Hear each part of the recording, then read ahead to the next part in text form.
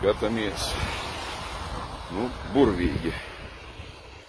Rēzeknes iedzīvotāju sašutumu raisījušas šīs eglīšu veida dekorācijas, kas savienotas ar vairākiem pagarinātājiem, pievienojot laternai.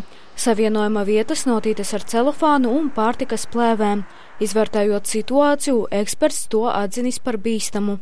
Skaidri attēlos arī redzams, ka šis vāks ar savām asajām malām saspiež konkrēto pagarinātāju vadu, kas jau potenciāli kaut kādā brīdī var novest pie tā, kad vada instalācijas bojājuma rezultātā uz šī balsta metāla konstrukcijām jau var nonākt spriegums.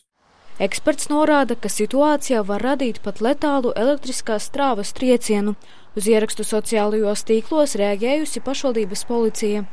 Jaunā gada gaismas dekorācijas pieslēguma vadi tik tiešām vizuāli uzstādīti pavirši. Par to tika nekavējoties paziņos atbildīgajiem par uzstādīšanu dienestam, lai veic dekorāciju izvietojuma un pieslēguma vietas pārbaudi. Vietvarā stāsta, ka sūdzības par rotājumiem neesot bijušas, bet, reaģējot uz internetā redzēto, situācija labota. Kurš bija atbildīgais par šādu rotājumu tehnisko izpildījumu, pašvaldība neatklāja. Tika veiktas visas darbības, lai novērstu situāciju. Zinu, ka speciālisti ir pārbaudījuši un apstiprinājuši, ka šobrīd ir ievēroti visi drošības pasākumi. Eksperti gan uzteic iedzīvotāju aktivitāti un vērību par elektrodrošības jautājumiem pilsētā. Šīs gaismas virtenes, ko izmantojam mēs mājās, nekādā gadījumā nevaram izmantot ārpus telpām. Tieši tas pats arī attiecās uz pagarinātājiem, kam ir jābūt atbilstoši marķētam un paredzētam ārtelpās.